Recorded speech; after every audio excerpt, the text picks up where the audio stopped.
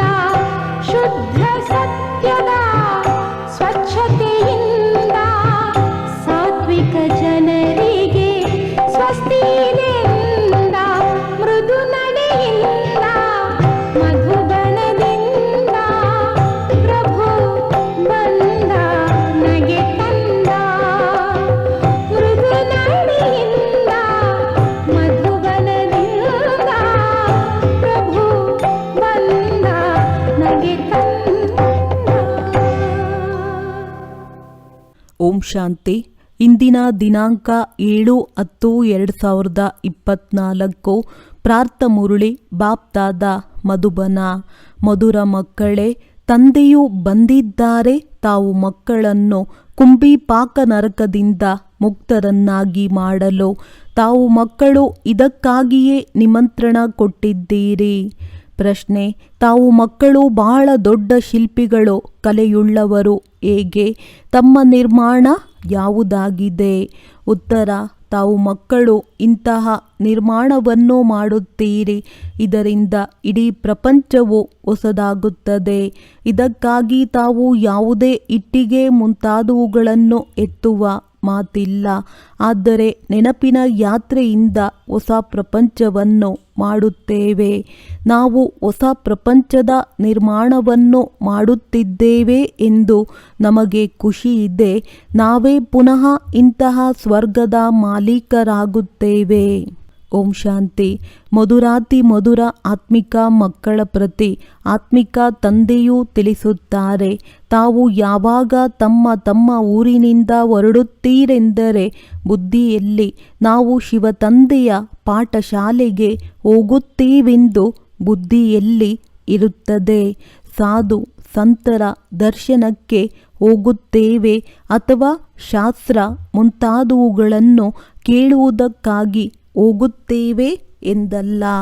ತಮಗೆ ಗೊತ್ತಿದೆ ನಾವು ಶಿವ ತಂದೆಯ ಬಳಿ ಹೋಗುತ್ತೇವೆ ಎಂದು. ಶಿವ ಮೇಲಿದ್ದಾರೆ ಎಂದು ಪ್ರಪಂಚದವರು ತಿಳಿದುಕೊಳ್ಳುತ್ತಾರೆ. ಅವರು ಯಾವಾಗ ನೆನಪು ಮಾಡುತ್ತಾರೆಯೋ ಆಗ ಕಣ್ಣು ತೆರೆದು ಕುಳಿತುಕೊಳ್ಳುವುದಿಲ್ಲ. ಶಿವಲಿಂಗವನ್ನು ನೋಡುತ್ತಿರುತ್ತಾರೆ. ಬಲೆ ಶಿವನ ಮಂದಿರದಲ್ಲಿ ಹೋಗುತ್ತಾರೆ. ಆದರೂ ಸಹ ಶಿವನನ್ನು ನೆನಪು ಮಾಡುತ್ತಾರೆ. ಅಂದ ಮೇಲೆ ನೋಡುತ್ತಾರೆಯೋ ಅಥವಾ ಮಂದಿರ ನೆನಪಿಗೆ ಬರುತ್ತದೆಯೋ? ಕೆಲವರು ಕಣ್ಣು ಮುಚ್ಚಿಕೊಂಡು ಕುಳಿತುಕೊಳ್ಳುತ್ತಾರೆ. ದೃಷ್ಟಿಯು ಯಾವುದೇ ನಾಮರೂಪದಲ್ಲಿ ಹೋದರೆ ನಾವು ಮಾಡುವಂತಹ ಸಾಧನೆ ಮುರಿದು ಹೋಗುತ್ತದೆ ಎಂದು ತಿಳಿದುಕೊಳ್ಳುತ್ತಾರೆ. ನಾವು ಶಿವನನ್ನು ನೆನಪು ಮಾಡುತ್ತಿದ್ದೇವೆ ಎಂದು ಈಗ ತಾವು ಮಕ್ಕಳಿಗೆ ಗೊತ್ತಿದೆ. ಕೆಲವರು ಕೃಷ್ಣನನ್ನು ನೆನಪು ಮಾಡುತ್ತಾರೆ. ಗುರುವಿನ ಚಿಕ್ಕ ಲಾಕೆಟ್ ಮಾಡಿಸಿಕೊಂಡು ಹಾಕಿಕೊಳ್ಳುತ್ತಾರೆ. ಗೀತೆಯದ್ದು ಚಿಕ್ಕ ಲಾಕೆಟ್ ಮಾಡಿಸಿಕೊಂಡು ಹಾಕಿಕೊಳ್ಳುತ್ತಾರೆ. ಭಕ್ತಿ ಮಾರ್ಗದಲ್ಲಿ ಎಲ್ಲರೂ ಹೇಗೆ ಇರುತ್ತಾರೆ? ಮನೆಯಲ್ಲಿದ್ದರೂ ಸಹ ನೆನಪು ಮಾಡುತ್ತಾರೆ. ನೆನಪಿನ ಯಾತ್ರೆಯನ್ನು ಮಾಡುವುದಕ್ಕಾಗಿ ಹೋಗುತ್ತಾರೆ. ಚಿತ್ರವನ್ನು ಮನೆಯಲ್ಲಿಟ್ಟುಕೊಂಡು ಪೂಜೆ ಮಾಡಬಹುದು. ಆದರೆ ಭಕ್ತಿಯಲ್ಲಿ ನಿಯಮ ಮಾಡಲ್ಪಟ್ಟಿದೆ. ಜನ್ಮ ಜನ್ಮಾಂತರದಿಂದ ಯಾತ್ರೆಗಳಿಗೆ ಹೋಗುತ್ತಾರೆ. 4 ದಿಕ್ಕುಗಳ ಯಾತ್ರೆಯನ್ನು ಮಾಡುತ್ತಾರೆ. 4 ದಿಕ್ಕು ಎಂದು ಏಕೆ ಹೇಳುತ್ತಾರೆ? ಪೂರ್ವ, ಪಶ್ಚಿಮ, ಉತ್ತರ, ದಕ್ಷಿಣ 4 ಕಡೆ ಸುತ್ತುತ್ತಾರೆ.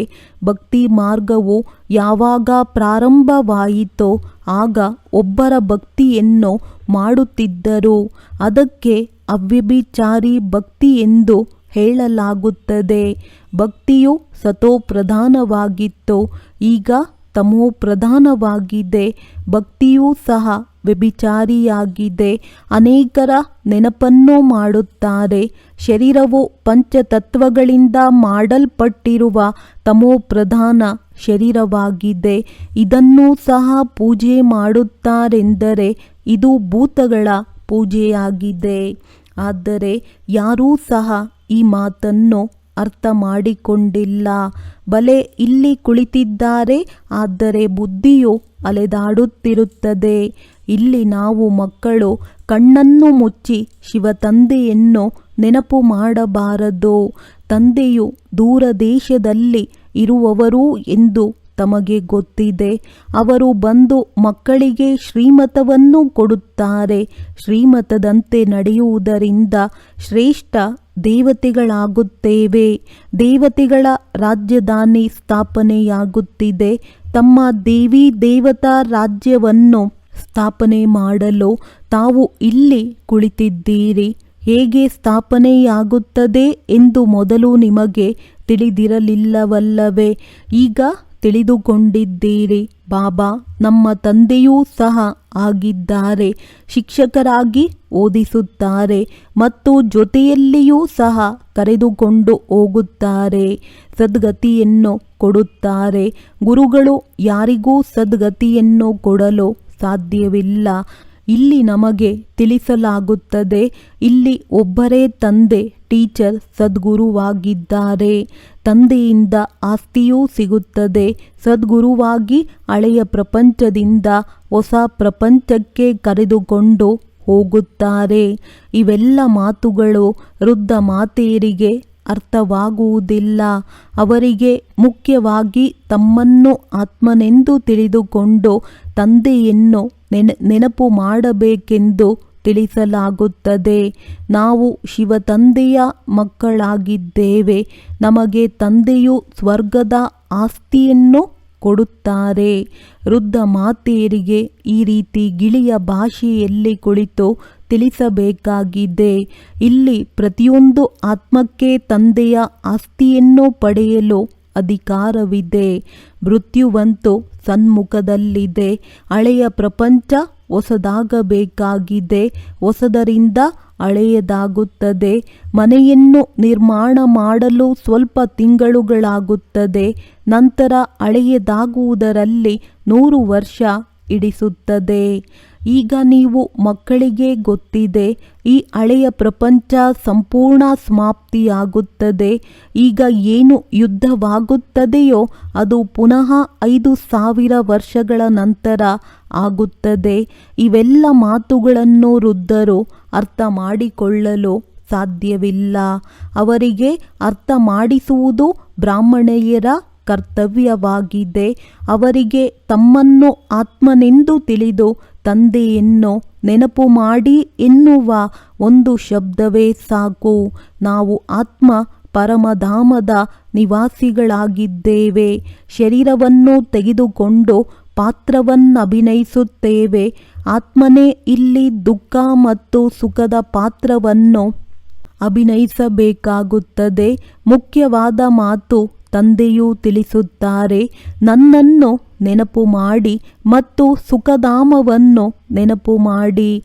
ತಂದೆಯನ್ನು ನೆನಪು ಮಾಡುವುದರಿಂದ ಪಾಪದಿಂದ ಮುಕ್ತರಾಗುತ್ತೇವೆ ಮತ್ತು ಸ್ವರ್ಗದಲ್ಲಿ ಬರುತ್ತೇವೆ. ಯಾರೆಷ್ಟು ನೆನಪು ಮಾಡುತ್ತಾರೆಯೋ ಅಷ್ಟು ಪಾಪದಿಂದ ಮುಕ್ತರಾಗುತ್ತಾರೆ. ವೃದ್ಧರು ಸತ್ಸಂಗಕ್ಕೆ ಹೋಗಿ ಕಥೆಯನ್ನು ಕೇಳುವುದರಲ್ಲಿ ಸಿಕ್ಕಿ ಹಾಕಿಕೊಂಡಿದ್ದಾರೆ.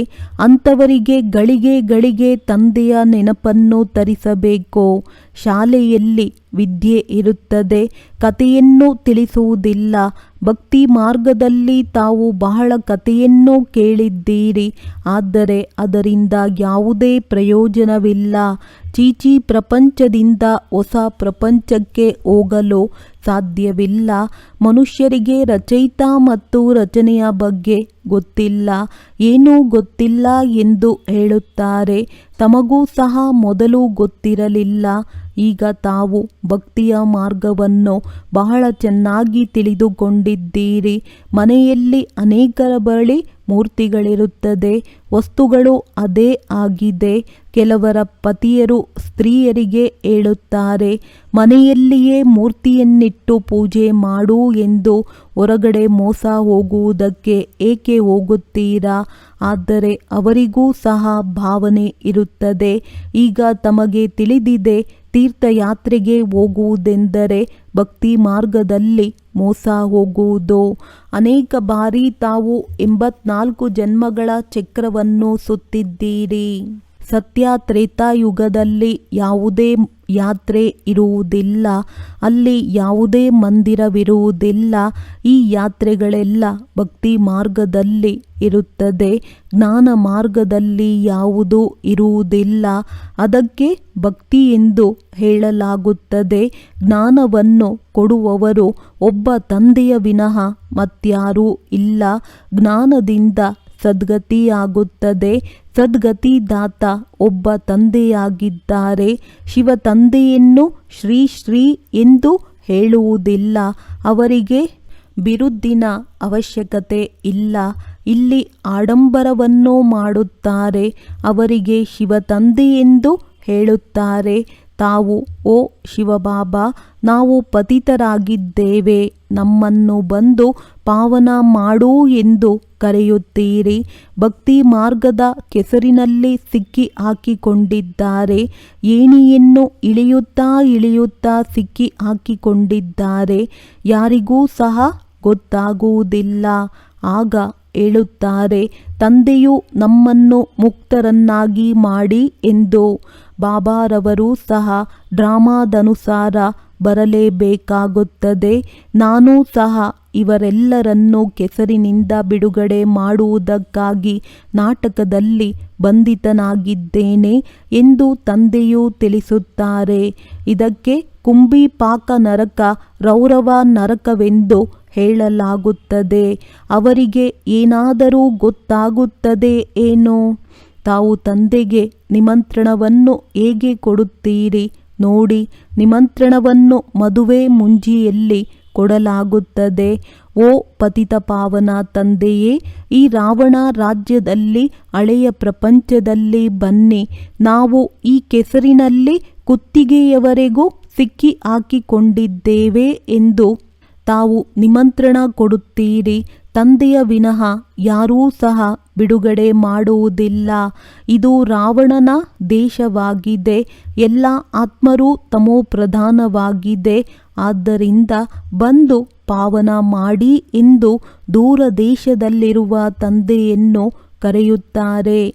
ಪತಿತ ಪಾವನ ಸೀತಾರಾಮ ಎಂದು ಆಡುತ್ತಾ ಕೂಗುತ್ತಾರೆ. ಪವಿತ್ರರಾಗುತ್ತಾರೆ ಎಂದಲ್ಲ. ಈ ಪ್ರಪಂಚ ಪತಿತವಾಗಿದೆ. ರಾವಣ ರಾಜ್ಯವಾಗಿದೆ. ಇದರಲ್ಲಿ ಎಲ್ಲರೂ ಸಿಕ್ಕಿ ಹಾಕಿಕೊಂಡಿದ್ದಾರೆ.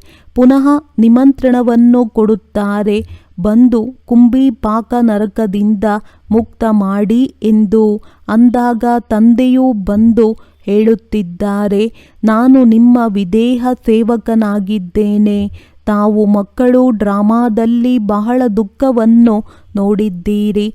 ಸಮಯ ಕಳೆಯುತ್ತಾ ಹೋಗುತ್ತದೆ. ಒಂದು ಕ್ಷಣವು ಮತ್ತೊಂದು ಕ್ಷಣಕ್ಕೆ ಹೋಲುವುದಿಲ್ಲ.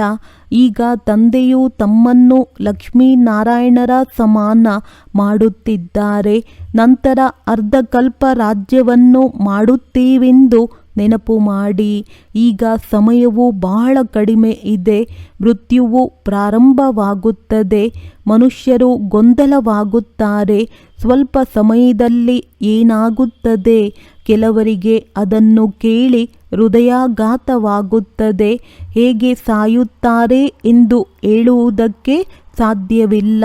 ನೋಡಿ, ಅನೇಕ ವೃದ್ಧ ಮಾತೆಯರು ಬಂದಿದ್ದಾರೆ. ಪಾಪ, ಅವರಿಗೆ ಏನೂ ಅರ್ಥವಾಗುವುದಿಲ್ಲ. ಹೇಗೆ ತೀರ್ಥಯಾತ್ರೆಗೆ ಹೋಗುತ್ತಾರಲ್ಲವೇ, ಹಾಗೆಯೇ ಇಲ್ಲಿಗೆ ವೃದ್ಧ ಮಾತೆಯರು ಬಂದಿದ್ದಾರೆ. ನಾವು ಹೋಗಬೇಕೆಂದು ಒಬ್ಬರನ್ನೊಬ್ಬರು ನೋಡಿ ತಯಾರಾಗುತ್ತಾರೆ.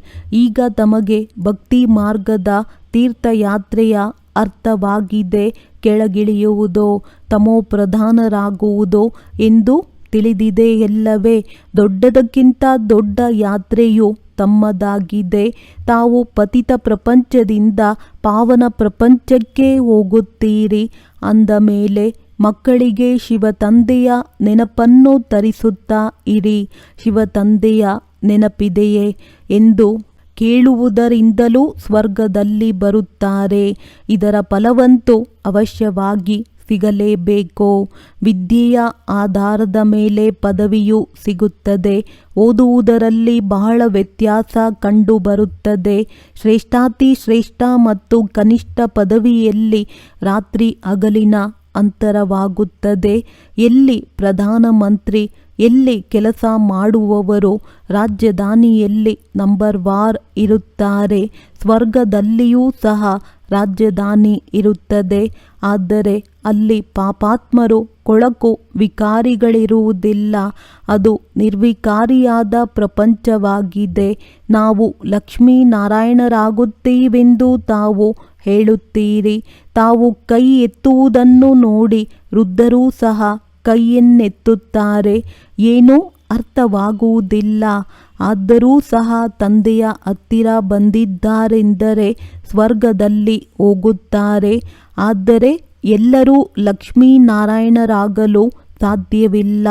ಪ್ರಜೆಗಳು ಆಗುತ್ತಾರೆ. ತಂದೆಯು ತಿಳಿಸುತ್ತಾರೆ, ನಾನು ಬಡವರ ಬಂಧುವಾಗಿದ್ದೇನೆ. ಬಾಬಾ ಬಡವರನ್ನು ನೋಡಿ ಖುಷಿಯಾಗುತ್ತಾರೆ. ಬಲೆ ಎಷ್ಟೇ ದೊಡ್ಡ ಸಾಹುಕಾರ, ಪದಮಾಪತಿ ಆಗಿರಬಹುದು. ಆದರೆ ಅವರಿಗಿಂತಲೂ ಇಲ್ಲಿ ಶ್ರೇಷ್ಠ ಪದವಿಯನ್ನು 21 ಜನ್ಮಗಳಿಗಾಗಿ ಪಡೆಯುತ್ತಾರೆ. ಇದು ಸಹ ಒಳ್ಳೆಯದೇ ಆಗಿದೆ. ವೃದ್ಧರು ಬರುತ್ತಾರೆಂದರೆ ತಂದೆಗೆ ಖುಷಿಯಾಗುತ್ತದೆ. ವೃದ್ಧರಾದರೂ ಸಹ ಕೃಷ್ಣಪುರಿಯಲ್ಲಿ ಹೋಗುತ್ತಾರೆ. ಇದಾಗಿದೆ ರಾವಣಪುರಿ. ಯಾರು ಚೆನ್ನಾಗಿ ಓದುತ್ತಾರೆ ಅವರು ಕೃಷ್ಣನನ್ನೂ ಸಹ ಮಡಿಲಿನಲ್ಲಿ ತೂಗುತ್ತಾರೆ. ಪ್ರಜೆಗಳು ಒಳಗಡೆ ಬರುವುದಕ್ಕೆ ಸಾಧ್ಯವಿಲ್ಲ. ಅವರಿಗೆ ಕೇವಲ ಸಾಕ್ಷಾತ್ಕಾರವಾಗುತ್ತದೆ. ಹೇಗೆ ಪೋಪ್ ಸಾಕ್ಷಾತ್ಕಾರವನ್ನು ಮಾಡಿಸುತ್ತಾರೆ. ಕಿಟಕಿಯಿಂದ ಲಕ್ಷಾಂತರ ಜನರು ದರ್ಶನ ಮಾಡುವುದಕ್ಕಾಗಿ ಬರುತ್ತಾರೆ. ಆದರೆ ಅವರು ನಮಗೇನು ಸಾಕ್ಷಾತ್ಕಾರ ಮಾಡಿಸುವುದಿಲ್ಲ. ಸದಾ ಪಾವನರಾಗಿರುವವರು ಒಬ್ಬ ತಂದೆಯಾಗಿದ್ದಾರೆ. ಅವರು ಬಂದು ನಮ್ಮನ್ನು ಪಾವನ ಮಾಡುತ್ತಾರೆ. ಇಡೀ ವಿಶ್ವವನ್ನು ಸತೋಪ್ರಧಾನ ಮಾಡುತ್ತಾರೆ. ಸ್ವರ್ಗದಲ್ಲಿ 4 ಭೂತಗಳಿರುವುದಿಲ್ಲ. 5 ತತ್ವಗಳೂ ಸಹ ಸತೋಪ್ರಧಾನವಾಗುತ್ತದೆ. ನಿಮಗೆ ಗುಲಾಮರಾಗಿ ಬಿಡುತ್ತವೆ. ನಷ್ಟವಾಗುವ ರೀತಿ ಅಲ್ಲಿ ಬಿಸಿಲು ಇರುವುದಿಲ್ಲ. ಪಂಚತತ್ವಗಳೂ ಸಹ ನಿಯಮದನುಸಾರ ನಡೆಯುತ್ತದೆ. ಅಕಾಲ ಮೃತ್ಯು ಇರುವುದಿಲ್ಲ. ಈಗ ತಾವು ಸ್ವರ್ಗದಲ್ಲಿ ಹೋಗುತ್ತೀರೆಂದರೆ ನರಕದಿಂದ ಬುದ್ಧಿಯೋಗವನ್ನು ತೆಗೆದು ಹಾಕಬೇಕು. ಹೇಗೆ ಹೊಸ ಮನೆಯನ್ನು ಕಟ್ಟುತ್ತಾರೆಂದರೆ ಹಳೆಯದು ಬುದ್ಧಿಯಿಂದ ಮರೆತು ಹೋಗುತ್ತದೆ. ಬುದ್ಧಿಯು ಹೊಸ ಮನೆಯ ಕಡೆ ಹೋಗುತ್ತದೆ. ಇದು ಬೇಹದ್ದಿನ ಮಾತಾಗಿದೆ. ಹೊಸ ಪ್ರಪಂಚದ ಸ್ಥಾಪನೆಯಾಗುತ್ತಿದೆ. ಹಳೆಯದರ ವಿನಾಶವಾಗಬೇಕು. ತಾವು ಹೊಸ ಪ್ರಪಂಚ ಸ್ವರ್ಗವನ್ನು ಸ್ಥಾಪನೆ ಮಾಡುವವರು. ತಾವು ಬಹಳ ಒಳ್ಳೆಯ ಶಿಲ್ಪಿಗಳು. ತಮಗಾಗಿ ಸ್ವರ್ಗವನ್ನು ಮಾಡುತ್ತಿದ್ದೀರಿ. ಎಷ್ಟು ಒಳ್ಳೆಯ ಶಿಲ್ಪಿಗಳಾಗಿದ್ದೀರಿ. ನೆನಪಿನ ಯಾತ್ರೆಯಿಂದ ಹೊಸ ಪ್ರಪಂಚ ಸ್ವರ್ಗವನ್ನು ಮಾಡುತ್ತೀರಿ. ಸ್ವಲ್ಪ ನೆನಪು ಮಾಡಿದರೆ ಸ್ವರ್ಗದಲ್ಲಿ ಬಂದು ಬಿಡಬಹುದು. ತಾವು ಗುಪ್ತ ವೇಷದಲ್ಲಿ ತಮ್ಮ ಸ್ವರ್ಗವನ್ನು ಮಾಡುತ್ತಿದ್ದೀರಿ. ನಾವು ಈ ಶರೀರವನ್ನು ಬಿಟ್ಟ ನಂತರ ಸ್ವರ್ಗದಲ್ಲಿ ನಿವಾಸ ಮಾಡುತ್ತೇವೆಂದರೆ ಇಂತಹ ಬೇಹದ್ದಿನ ತಂದೆಯನ್ನು ಮರೆಯಬಾರದು ಎಂದು ಗೊತ್ತಿದೆ. ಈಗ ತಾವು ಸ್ವರ್ಗದಲ್ಲಿ ಹೋಗುವುದಕ್ಕಾಗಿ ವಿದ್ಯೆಯನ್ನು ಓದುತ್ತಿದ್ದೀರಿ. ತಮ್ಮ ರಾಜಧಾನಿ ಸ್ಥಾಪನೆಯನ್ನು ಮಾಡುವುದಕ್ಕಾಗಿ ಪುರುಷಾರ್ಥ ಮಾಡುತ್ತಿದ್ದೀರಿ. ಈ ರಾವಣ ರಾಜ್ಯವು ಸಂಪೂರ್ಣ ಸಮಾಪ್ತಿಯಾಗುತ್ತಿದೆ ಅಂದ ಮೇಲೆ ಆಂತರಿಕವಾಗಿ ಎಷ್ಟು ಖುಷಿ ಇರಬೇಕು. ನಾವು ಇಂತಹ ಸ್ವರ್ಗವನ್ನು ಅನೇಕ ಬಾರಿ ಮಾಡಿದ್ದೇವೆ. ರಾಜ್ಯವನ್ನು ಪಡೆದುಕೊಂಡು ನಂತರ ಕಳೆದುಕೊಂಡೆವು. ಇದನ್ನೂ ಸಹ ನೆನಪು ಮಾಡಿದರೆ ಬಹಳ ಒಳ್ಳೆಯದು. ನಾವು ಸ್ವರ್ಗದ ಮಾಲೀಕರಾಗುತ್ತೇವೆ. ತಂದೆಯು ನಮ್ಮನ್ನು ಮಾಲೀಕರನ್ನಾಗಿ ಮಾಡಿದ್ದರು. ತಂದೆಯನ್ನು ನೆನಪು ಮಾಡುವುದರಿಂದ ಪಾಪಕರ್ಮಗಳು ಭಸ್ಮವಾಗುತ್ತವೆ. ಸಹಜ ರೀತಿಯಲ್ಲಿ ತಾವು ಸ್ವರ್ಗವನ್ನು ಸ್ಥಾಪನೆ ಮಾಡುತ್ತಿದ್ದೀರಿ. ಹಳೆಯ ಪ್ರಪಂಚದ ವಿನಾಶಕ್ಕಾಗಿ ಎಷ್ಟೊಂದು ವಸ್ತುಗಳನ್ನು ಕಂಡು ಹಿಡಿಯುತ್ತಿರುತ್ತಾರೆ. ಪ್ರಕೃತಿಯ ವಿಕೋಪಗಳು, ಬಾಂಬು ಮುಂತಾದವುಗಳ ಮುಖಾಂತರ ಇಡೀ ಹಳೆಯ ಪ್ರಪಂಚದ ಸಮಾಪ್ತಿಯಾಗುತ್ತದೆ. ತಮಗೆ ಶ್ರೇಷ್ಠ ಮತವನ್ನು ಕೊಡಲು ಮತ್ತೆ ಸ್ವರ್ಗವನ್ನು ಸ್ಥಾಪನೆ ಮಾಡಲು ಈಗ ತಂದೆಯೂ ಬಂದಿದ್ದಾರೆ. ಅನೇಕ ಬಾರಿ ನೀವು ಸ್ಥಾಪನೆ ಮಾಡಿದ್ದೀರಿ. ಅಂದ ಮೇಲೆ ಬುದ್ಧಿಯಲ್ಲಿ ನೆನಪಿಟ್ಟುಕೊಳ್ಳಬೇಕು. ಅನೇಕ ಬಾರಿ ರಾಜ್ಯವನ್ನು ಪಡೆದು ಮತ್ತು ಕಳೆದುಕೊಂಡಿದ್ದೇವೆ. ಇದನ್ನು ಬುದ್ಧಿಯಲ್ಲಿ ಚಿಂತನೆ ಮಾಡುತ್ತಾ ಒಬ್ಬರಿಗೊಬ್ಬರು ಈ ಮಾತನ್ನು ತಿಳಿಸಿ. ಪ್ರಪಂಚದ ಮಾತುಗಳಲ್ಲಿ ಸಮಯವನ್ನು ವ್ಯರ್ಥ ಮಾಡಬಾರದು. ತಂದೆಯನ್ನು ನೆನಪು ಮಾಡಿ ಸ್ವದರ್ಶನ ಚಕ್ರಧಾರಿಗಳಾಗಿ ಇದನ್ನು ಮಕ್ಕಳು ಚೆನ್ನಾಗಿ ಕೇಳಿ ಹಾಗೂ ಮನನ ಮಾಡಿ. ಬಾಬಾರವರು ಏನು ತಿಳಿಸಿದ್ದಾರೆ ಅದನ್ನು ಸ್ಮರಣೆ ಮಾಡಬೇಕು. ಶಿವತಂದೆ ಮತ್ತು ಆಸ್ತಿಯನ್ನು ಅವಶ್ಯವಾಗಿ ನೆನಪು ಮಾಡಬೇಕು. ತಂದೆಯು ಕೈಯಲ್ಲಿ ಸ್ವರ್ಗವನ್ನು ತಂದಿದ್ದಾರೆ. ಪವಿತ್ರರೂ ಸಹ ಆಗಬೇಕಾಗಿದೆ. ಪವಿತ್ರರಾಗುವುದಿಲ್ಲವೆಂದರೆ ಶಿಕ್ಷೆಯನ್ನು ಪಡೆಯಬೇಕಾಗುತ್ತದೆ. ಪದವಿಯು ಚಿಕ್ಕದಾಗಿ ಬಿಡುತ್ತದೆ. ಸ್ವರ್ಗದಲ್ಲಿ ಶ್ರೇಷ್ಠ ಪದವಿಯನ್ನು ಪಡೆಯಬೇಕೆಂದರೆ ಚೆನ್ನಾಗಿ ಧಾರಣೆ ಮಾಡಬೇಕು. ತಂದೆಯು ದಾರಿಯನ್ನು ಸಹಜವಾಗಿ ತಿಳಿಸುತ್ತಾರೆ. ಒಳ್ಳೆಯದು. ಮಧುರಾತಿ ಮಧುರ ಅಗಲಿ ಮರಳಿ ಸಿಕ್ಕಿರುವಂತಹ ಮಕ್ಕಳಿಗೆ ಪ್ರೀತಿಯ ಮಾತ್ಪಿತಾ ಬಾಪ್ ತಾದಾರವರ ನೆನಪು, ಪ್ರೀತಿ ಹಾಗೂ ಸುಪ್ರಭಾತ. ಆತ್ಮೀಯ ಮಕ್ಕಳಿಗೆ ಆತ್ಮೀಯ ತಂದೆಯ ನಮಸ್ತೆ. ಧಾರಣೆಗಾಗಿ ಮುಖ್ಯ ಸಾರ. ತಂದೆಯು ಏನನ್ನು ತಿಳಿಸುತ್ತಾರೆಯೋ ಅದನ್ನು ಚೆನ್ನಾಗಿ ತಿಳಿದುಕೊಂಡು ನಂತರ ಮನನ ಮಾಡಬೇಕು. ಪ್ರಪಂಚದ ಮಾತುಗಳಲ್ಲಿ ಸಮಯವನ್ನು ವ್ಯರ್ಥವಾಗಿ ಕಳೆಯಬಾರದು. ತಂದೆಯನ್ನು ನೆನಪು ಮಾಡುವಾಗ ಕಣ್ಣುಗಳನ್ನು ಮುಚ್ಚಿ ಕುಳಿತುಕೊಳ್ಳಬಾರದು. ಶ್ರೀಕೃಷ್ಣನ ರಾಜ್ಯದಲ್ಲಿ ಬರಬೇಕೆಂದರೆ ವಿದ್ಯೆಯನ್ನು ಚೆನ್ನಾಗಿ ಓದಬೇಕು. ವರದಾನ: ಮನಸ್ಸು ಬುದ್ಧಿಯನ್ನು ಜಂಜಾಟಗಳಿಂದ ದೂರ ಸರಿದು ಮಿಲನ ಮೇಳ ಆಚರಿಸುವಂತಹ ಘರ್ಷಣೆಗಳಿಂದ ಮುಕ್ತಭವ. ಕೆಲವು ಮಕ್ಕಳು ಯೋಚಿಸುತ್ತಾರೆ, ಈ ಜಂಜಾಟ ಪೂರ್ತಿ ಆದರೆ ನಮ್ಮ ಅವಸ್ಥೆ ಅಥವಾ ಸೇವೆ ಚೆನ್ನಾಗಿ ಆಗಿಬಿಡುತ್ತೆ ಎಂದು. ಆದರೆ ಜಂಜಾಟ ಬೆಟ್ಟದ ಸಮಾನವಾಗಿರುತ್ತೆ. ಬೆಟ್ಟ ಸರಿಯುವುದಿಲ್ಲ. ಆದರೆ ಎಲ್ಲಿ ಜಂಜಾಟವಿರುತ್ತೆ ಅಲ್ಲಿ ತಮ್ಮ ಮನಸ್ಸು ಬುದ್ಧಿಯನ್ನು ಬೇರೆಯಾಗಿಡಿ ಅಥವಾ ಆರುವ ಕಲೆಯಿಂದ ಜಂಜಾಟಗಳ ಬೆಟ್ಟದ ಮೇಲೆ ಹೋಗಿಬಿಡಿ. ಆಗ ಬೆಟ್ಟವೂ ಸಹ ನಿಮಗೆ ಸಹಜ ಅನುಭವವಾಗುವುದು. ಘರ್ಷಣೆಗಳ ಪ್ರಪಂಚದಲ್ಲಿ ಜಂಜಾಟವಂತೂ ಬಂದೇ ಬರುವುದು. ನೀವು ಅದರಿಂದ ಮುಕ್ತರಾಗಿರಿ. ಆಗ ಮಿಲನ ಮೇಳ ಆಚರಿಸಲು ಸಾಧ್ಯ. ಸ್ಲೋಗನ್: ಈ ಬೇಹದ್ದಿನ ನಾಟಕದಲ್ಲಿ ಹೀರೋ ಪಾತ್ರ ಅಭಿನಯಿಸುವಂಥವರೇ ಹೀರೋ ಪಾತ್ರಧಾರಿಗಳಾಗಿದ್ದಾರೆ. ಒಳ್ಳೆಯದು. ಓಂ ಶಾಂತಿ.